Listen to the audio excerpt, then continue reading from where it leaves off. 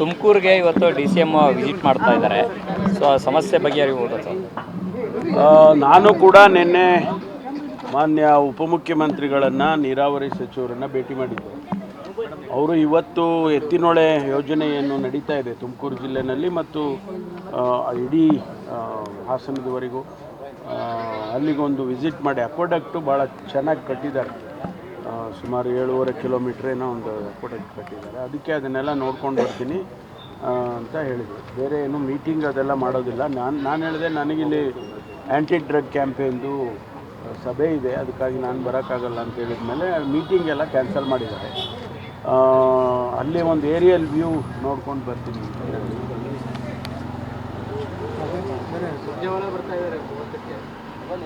ಅದೇ ಬರ್ತಾ ಇದ್ದಾರೆ ಅಂತ ಕೇಳಿದ್ದೀನಿ.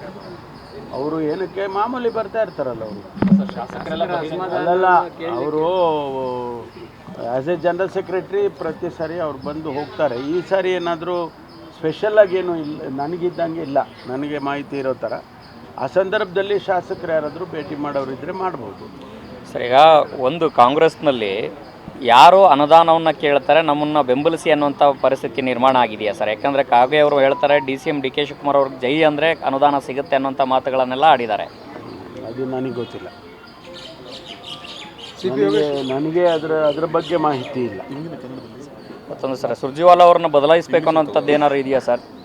ಪಕ್ಷದಲ್ಲಿ ಒತ್ತಾಯಗಳು ಕೇಳಿ ಬಂದಿದ್ದಾವೆ ಅನ್ನೋಂಥ ಅದು ಡೆಲ್ಲಿಗೆ ಸಂಬಂಧಪಟ್ಟಿದ್ದಲ್ಲ, AICCಗೆ ಸಂಬಂಧಪಟ್ಟಿದ್ದು. ನಾನು ಹೆಂಗಪ್ಪ ಮಾತಾಡಲಿ? AICCನವರು ಯಾರು ಏನು ತೀರ್ಮಾನ ಮಾಡ್ಕೊಳ್ತಾರೆ ಅದು ನಮ್ಮ AICC ಅಧ್ಯಕ್ಷರು ರಾಹುಲ್ ಗಾಂಧಿಯವರು ಅವರೆಲ್ಲ ತೀರ್ಮಾನ ಮಾಡ್ತಾರೆ. ಅವ್ರದ್ದು ಯಾವ ಸ್ಟೇಟಿಗೆ ಯಾವ ಜನರಲ್ ಸೆಕ್ರೆಟ್ರಿನ ಹಾಕಬೇಕು ಅಂದರೆ ರಿಷಫಲ್ ಒಂದೊಂದು ಸಾರಿ ಆಗುತ್ತೆ, ವರ್ಷಕ್ಕೋ ಒಂದು ಸಾರಿ 2 ಸಾರಿ ಆಗುತ್ತೆ. ಅದೇನಾದರೂ ಅವ್ರಿಗೆ ಬಿಟ್ಟಿದ್ದಾರೆ.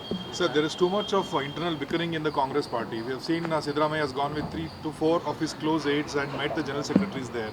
The BJP says that there is absolutely no governance unity in the Congress party. Everyone is after power. No, there is no such a thing called differences between chief ministers or other ministers. Yes, MLAs have expressed, a few of the MLAs have expressed their problems related to only to their constituencies. It's not a general governance. So, chief minister will definitely look into those things. ಸಚಿವರ ಕೈಗೆ ಸಿಕ್ತಿಲ್ಲ, ಕೈಗೆ ಸಿಗ್ತಾ ಇಲ್ಲ, ಕಾರ್ಯವೈಖರಿ ಬಗ್ಗೆನೇ ಪದೇ ಪದೇ ಅಸಮಾಧಾನ ಅವರ ಆಗ್ತಾ ಇದ್ದಾರೆ. ಹೋದ್ರು ಕೂಡ ಒಂದು ಲೆಟರ್ ಕೊಟ್ಟರು ಕೂಡ ಬಿಸಾಕ್ ಹೋಗ್ತಾರೆ, ಮುಖ ತಿರ್ಸ್ಕೊಂಡು ಹೋಗ್ತಾರೆ. ನನಗೆ ನನ್ನಷ್ಟಕ್ಕೆ ನಾನು ಮಾತಾಡ್ತೀನಿ. ನಾನು ಎಲ್ಲರ ಕೈಗೂ ಸಿಗ್ತೀನಪ್ಪ, ನಾನು ಸಿಗ್ತೀನಿ. ಕಚೇರಿಯಲ್ಲೂ ಇರ್ತೇನೆ ಮತ್ತು ಮನೆಯಲ್ಲೂ ಕೂಡ ಸಿಗ್ತೇನೆ. ನನಗೇನು ಆ ಥರದ ಪ್ರಾಬ್ಲಮ್ ನನಗೇನಿಲ್ಲ. ಅಥವಾ ಅದು ನಾನು ಹೆಂಗೆ ಹೇಳಿ, ನಾನು ಬೇರೆ ಸಚಿವರ ಬಗ್ಗೆ ಮಾತಾಡೋಕ್ಕಾಗಲ್ಲ. Sir, an FIR has been filed against the BJP for comparing Indira Gandhi to Hitler, sir. In High Ground Police Station, they filed a FIR. BJP is saying it's freedom of speech that is being curbed here.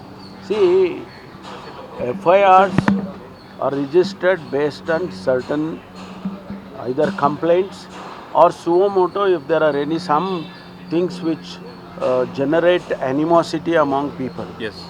So in this case, if you try to malign a leader who served the country for so many years and brought about good development those days, and naturally somebody will object to that. And that is why FIR has been registered. I don't know, I have to check up whether somebody has complained or suo moto. No, someone if there has is a complaint, definitely they would have registered.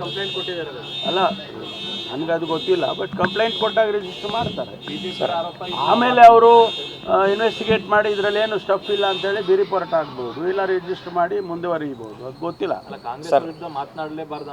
ಇಲ್ಲ, ಆ ರೀತಿ ಅಲ್ಲ. ಅವರು ಏನು ಮಾತಾಡಿದ್ದಾರೆ ಅನ್ನೋದು ಮುಖ್ಯ ಅಲ್ಲ. ಇಂದಿರಾ ಗಾಂಧಿ ಅವ್ರ ಬಗ್ಗೆ ಏನು ಮಾತಾಡಿದ್ದಾರೆ ಅನ್ನೋದು ಮುಖ್ಯ. ಸುಮ್ಮನೆ ಮಾಡೋದಿಲ್ಲ ಸರ್. ಸದನದಲ್ಲಿ RSSನವರೇ ಅಪರಾಧ ಮಾಡೋರು ಅನ್ನೋಂಥ ಹೇಳಿಕೆಗೆ CM ಸಿದ್ದರಾಮಯ್ಯ ಅವ್ರಿಗೆ ಖಾಸಗಿ ದೂರು ದಾಖಲಾಗಿತ್ತು ಸರ್. ನೋಟಿಸು ಕೂಡ ಜಾರಿಯಾಗಿತ್ತು. ಇವತ್ತು ವಕಾಲತ್ತು ಹಾಕಿದ್ದಾರೆ. ಸದನದಲ್ಲಿ ಮಾತನಾಡಿರುವಂಥ ಎಲ್ಲ ವಿಚಾರಕ್ಕೂ ಆ ರೀತಿ ದೂರು ದಾಖಲು ಮಾಡ್ಬೋದಾ ಸರ್? ನನಗೆ ಅದು ಗೊತ್ತಿಲ್ಲ. No information. Thank you.